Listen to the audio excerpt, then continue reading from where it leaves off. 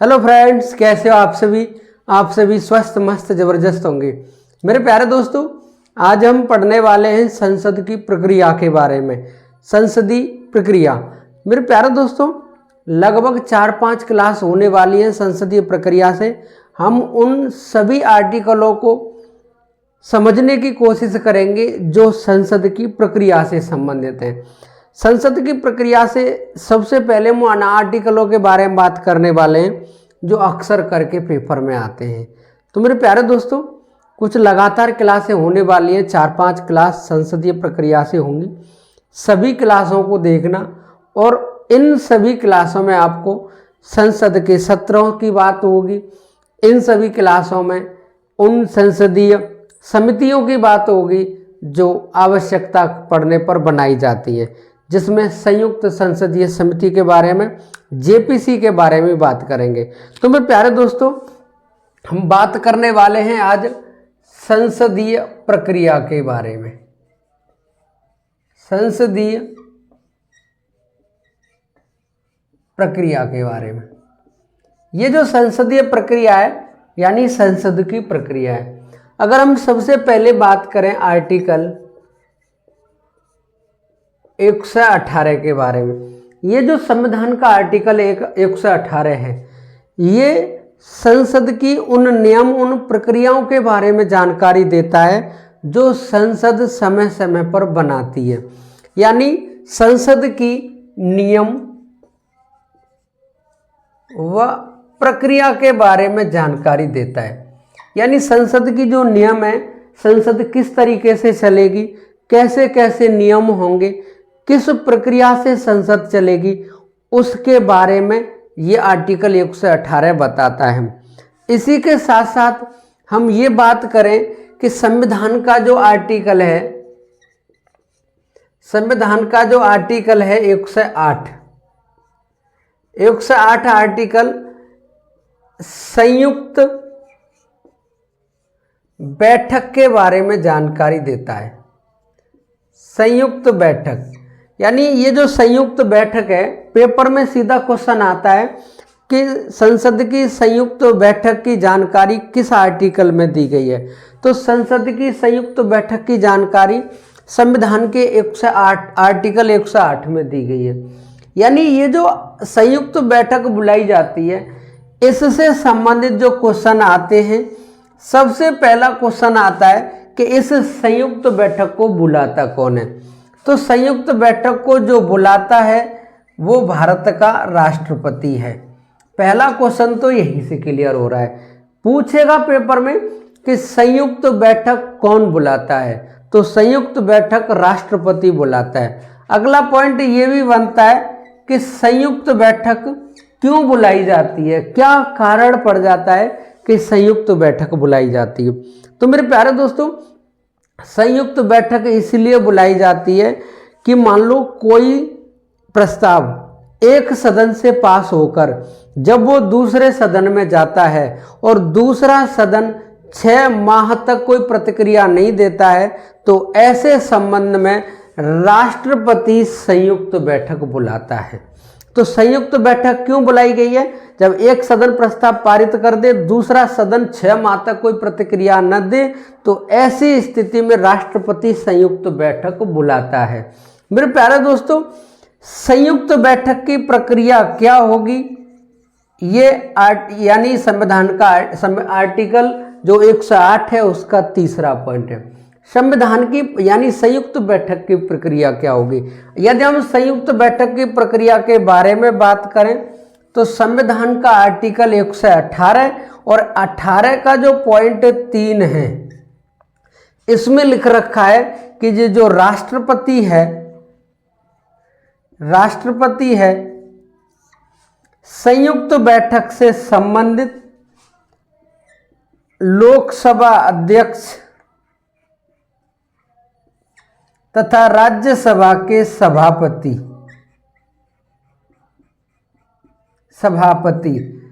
से परामर्श करता है, इनसे बात करता है कि ये जो संयुक्त बैठक जो बुलाई जा रही है, क्यों बुलाई जा रही है, इन दोनों से, क्योंकि लोकसभा और राज्यसभा की संयुक्त बैठक बुलाई जाती है, तो बैठक बुलाने से पहले आर्टिकल 118 के पॉइंट 3 में ये लिखा हुआ है, राष्ट्रपति लोकसभा के अध्यक्ष और राज्यसभा के सभापति से विचार विमर्श करता है, इनके साथ मिलकर संयुक्त बैठक के नियम व प्रक्रिया बनाता है। संयुक्त बैठक की नियम व प्रक्रिया बनाता है, ये तीसरा पॉइंट का आंसर क्लियर हो रहा है। और ये जो आर्टिकल 118 है, आर्टिकल 118 है, इसका जो पॉइंट 4 है, इसमें ये लिखा हुआ है कि संयुक्त बैठक की अध्यक्षता कौन करेगा। संयुक्त बैठक की अध्यक्षता के संबंध में आर्टिकल 118 के 4 में ये लिखा हुआ है कि संयुक्त बैठक की अध्यक्षता लोकसभा अध्यक्ष करेगा। यदि लोकसभा अध्यक्ष पद पर नहीं है तो संयुक्त बैठक की अध्यक्षता उपाध्यक्ष करेगा लोकसभा का। अगर उपाध्यक्ष भी नहीं है लोकसभा का, तो फिर ऐसी स्थिति में राज्यसभा का उपसभापति उस संयुक्त बैठक की अध्यक्षता करेगा, ऐसा लिखा हुआ है आर्टिकल 118 के 4 में। और 118 में ये लिखा हुआ है कि संसद के नियम व प्रक्रिया कैसे बनाए जाएंगे, संसद अपने नियम कैसे बनाएगी, किस तरीके से बनाएगी, यानी संसद जो भी नियम बनाती है, जो भी प्रक्रिया बनाती है, वो आर्टिकल 118 के अनुसार बुलाती है। राष्ट्रपति जो संयुक्त बैठक बुलाता है वो आर्टिकल 108 के अनुसार बुलाता है। तो मेरे प्यारे दोस्तों, दोनों आर्टिकल आपकी समझ में आए होंगे। अब हम आगे बात करें संयुक्त यानी संसदीय प्रक्रिया से संबंधित है। अगला जो क्वेश्चन बनता है संसदीय प्रक्रिया से संबंधित, वो है आर्टिकल 120। संविधान का अनुच्छेद 120, ये संबंध संसद के बारे में ये प्रावधान दिए गए हैं कि संसद की जो भाषा होगी, यानी संसद की जो भाषा होगी, इसमें यह लिखा हुआ है कि संसद की 2 ही भाषा होंगी, एक तो अंग्रेजी और दूसरी भाषा होगी हिंदी। आर्टिकल 120 के अनुसार संसद की कौन कौन सी भाषा हैं?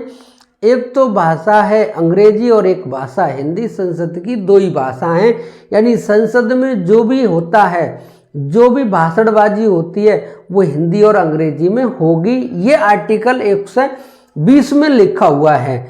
लेकिन बात ये आती है कि यदि मान लो किसी पे अंग्रेजी भाषा नहीं आती है, किसी पे अंग्रेजी भाषा नहीं आती है और किसी पर हिंदी भाषा नहीं आती है, तो ऐसी स्थिति में अन्य भाषा वाला व्यक्ति कैसे अपनी विचार रखेगा संसद में?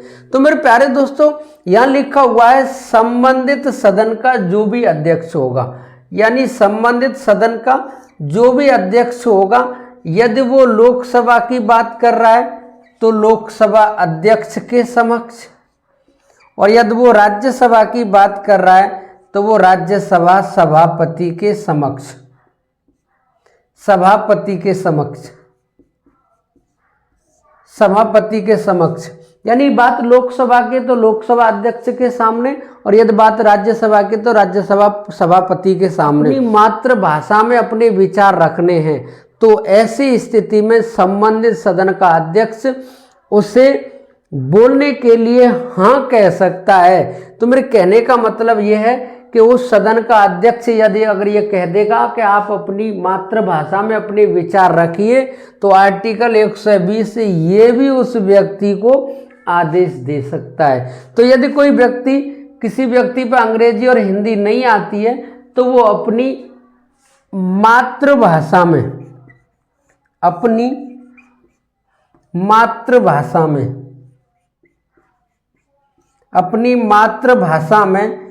अपने विचार रख सकता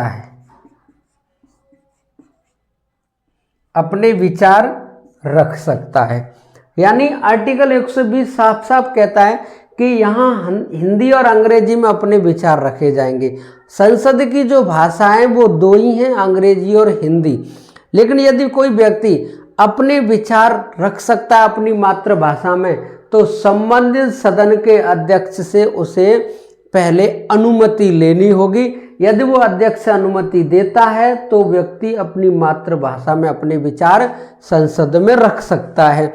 ये तो लिखा हुआ है आर्टिकल 20 में।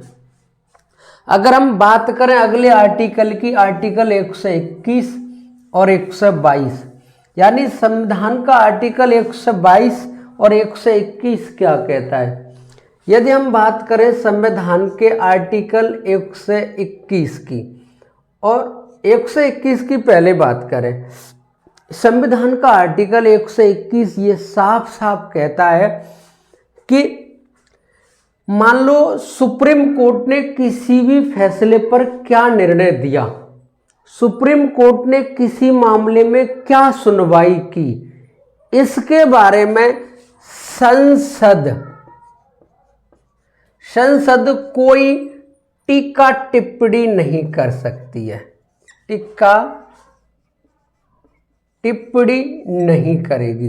यानी क्या लिखा हुआ आर्टिकल 121 में कि मान लो सुप्रीम कोर्ट ने किसी भी मामले में कोई निर्णय दिया, कोई भी फैसला सुनाया, किसी भी मामले में कोई भी सुनवाई की, तो ऐसी स्थिति में संसद कोई सुप्रीम कोर्ट के या किसी भी न्यायालय के खिलाफ संसद कोई टीका टिप्पणी नहीं कर सकती है, किसी भी न्यायालय के खिलाफ। यानी संसद उसमें कोई भी टीका टिप्पणी नहीं कर सकती है।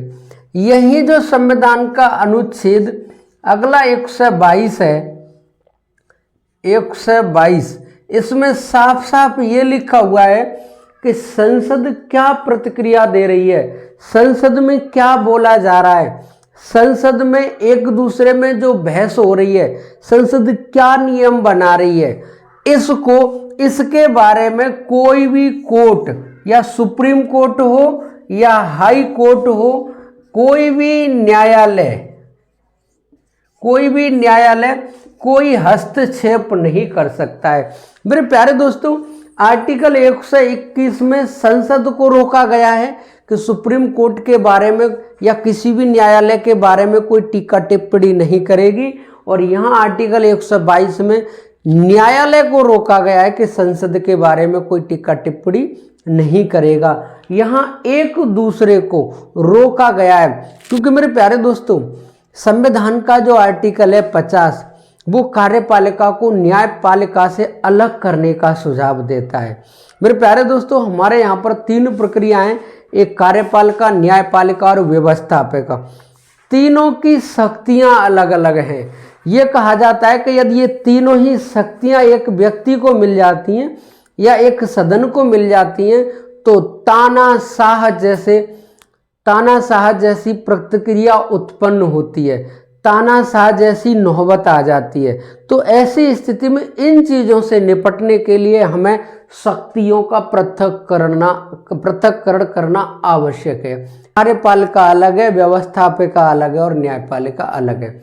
संविधान का आर्टिकल 121 संसद को रोकता है किसी भी न्यायालय पर टीका टिप्पणी करने से, और इधर 122 में न्यायालय को रोकता है संसद के बारे में टीका टिप्पणी करने के बारे में। मेरे प्यारे दोस्तों, दोनों ही क्वेश्चन पेपर में आते हैं। अगर हम आगे बात करें संसद की प्रक्रिया में आर्टिकल 99 के बारे में, ये जो आर्टिकल 99 है ये क्या कहता है, इसके बारे में जानकारी। अनुच्छेद जो 99 है ये कहता है कि राष्ट्रपति संसद के सभी सदस्यों को शपथ दिलाएंगे। यानी क्या लिखा हुआ है आर्टिकल 99 में, राष्ट्रपति संसद के सभी सदस्यों को शपथ दिलाएंगे, और यहाँ ये भी लिखा हुआ है राष्ट्रपति द्वारा निमित्त कोई भी व्यक्ति इन सभी सदस्यों को शपथ दिलाएगा। यानी या तो राष्ट्रपति शपथ दिलाएंगे या राष्ट्रपति के द्वारा नामित कोई व्यक्ति इन सदस्यों को शपथ दिलाएगा। ये यहाँ लिखा हुआ है। यहाँ संसद की प्रक्रिया की बात चल रही है, तो यहाँ संसद के सदस्यों को शपथ राष्ट्रपति दिलाता है आर्टिकल 99 के अनुसार, या राष्ट्रपति के द्वारा नामित यदि कोई व्यक्ति है तो उसे शपथ दिलाएगा। यहाँ ये भी लिखा हुआ है कि जो शपथ दिलाई जाएगी राष्ट्रपति के द्वारा, उसका जो भी प्रारूप है उस प्रारूप की जानकारी अनुसूची 3 में दे रखी है। यानी पेपर में कभी पूछे आपसे कि संसद के सभी सदस्यों को शपथ राष्ट्रपति दिलाएगा, किस आर्टिकल में लिखा हुआ है? 99 में लिखा हुआ है। वहीं ये लिखा हुआ है, अगर आपसे कभी भी पूछे कि राष्ट्रपति जो शपथ दिलाते हैं आर्टिकल 99 के अनुसार, उस शपथ का जो भी प्रारूप है, किस बात की शपथ लेंगे ये लोग, तो उसकी जानकारी, उसके प्रारूप की जानकारी कौन सी अनुसूची में दे रखी है? अनुसूची 3 में। वहीं मेरे प्यारे दोस्तों, अगर हम आगे आर्टिकल की बात करें, आर्टिकल 100 की, संविधान का जो अनुच्छेद 100 है, ये क्या कहता है? ये संसद के कोरम के बारे में बताता है। संसद का कोरम या गढ़पूर्ति, यानी संसद का कोरम क्या होगा, संसद की गढ़पूर्ति क्या होगी। तो मेरे प्यारे दोस्तों, ये यहाँ ये कहा गया है कि यदि सदन चलाना है तो उसका गढ़पूर्ति कोरम 1/10 होना आवश्यक है। 1/10 सदस्य आएंगे। यदि हम बात राज्यसभा की कर रहे हैं तो यहाँ पे 245 सदस्य हैं। इसमें से 1/10 25 सदस्य राज्यसभा में होना आवश्यक है, तभी सदन चलेगा। और यदि बात हम लोकसभा की करें तो लोकसभा में 545 सदस्य हैं। ऐसी स्थिति में लोकसभा में यदि 25 सदस्य अगर लोकसभा में 55 सदस्य होंगे तो ऐसी स्थिति में लोकसभा चलेगी। और यहाँ ये भी कहा गया है, यदि इस गढ़पूर्ति कोरम से सदस्य संख्या यदि सदन में आती है, कम सदस्य संख्या आती है, तो ऐसी स्थिति में संबंधित सदन का अध्यक्ष या सभापति उस बैठक को, उस सदन को निलंबित कर सकता है, सस्पेंड भी कर सकता है। मेरे प्यारे दोस्तों, ये आर्टिकल किस में लिखा हुआ है? आर्टिकल 110 में। हमने आज बात की है संसद की प्रक्रिया के भाग 1 की, यानी 1 पॉइंट की बात की है, जिसमें हमने संसद की संयुक्त बैठक के बारे में जानकारी दी। इसी में हमने संसद की नियम जो प्रक्रिया बनाई जाती हैं, आर्टिकल 118 के बारे में जानकारी दी। हमने आर्टिकल 120 के बारे में जानकारी दी, जिसमें संसद की भाषा केवल हिंदी और अंग्रेजी इस्तेमाल की जाती है। और वहीं मेरे प्यारे दोस्तों, यदि कोई संसद का सदस्य है और यदि वो अपने मातृभाषा में अपने विचार रखना चाहे तो उसे संबंधित सदन के अध्यक्ष से उसे पहले अनुमति लेनी होगी, वो अपनी मातृभाषा में अपने विचार रख सकता है। हमने आर्टिकल 121 के बारे में जानकारी दी। आर्टिकल 121 में साफ साफ लिखा हुआ है, संसद को रोका गया है किसी भी न्यायालय पर टिक्का टिप्पणी करने से। आर्टिकल 122 पढ़ा, आर्टिकल 122 में साफ साफ लिखा हुआ है, न्यायालय को रोका गया है कि वो संसद के बनाएगी नियम और प्रक्रिया के बारे में कोई भी टिक्का टिप्पणी नहीं करेगा। मेरे प्यारे दोस्तों, हमने आर्टिकल 99 पढ़ा, इसमें साफ साफ लिखा हुआ है, संसद के सभी सदस्यों को राष्ट्रपति शपथ दिलाएंगे या राष्ट्रपति द्वारा नामित यदि कोई व्यक्ति है तो वो शपथ दिलाएगा। वहीं ये लिखा हुआ है शपथ का प्रारूप क्या होगा, तो प्रारूप के बारे में अनुसूची 3 में दे रखा है। आर्टिकल 100 देखा, इसमें संसद के कोरम के बारे में बताया है, गढ़पूर्ति के बारे में बताया है। कभी भी पेपर में पूछ सकता है कि संसद का गढ़पूर्ति कोरम क्या होगा, 1/10 कुल सदस्यों का 1/10। यह सदस्य सदन में नहीं आते हैं तो उस सदन को निलंबित कर दिया जाएगा, सस्पेंड कर दिया जाएगा, ऐसा लिखा हुआ है आर्टिकल 100 में। यही तो है हमारे संविधान की खूबसूरती। मेरे प्यारे दोस्तों, आज की क्लास कैसी लगी? यदि क्लास अच्छी लगी हो तो अपने दोस्तों में शेयर करें, वीडियो को लाइक करें और चैनल को सब्सक्राइब करें। जय हिंद, जय भारत मेरे प्यारे दोस्तों।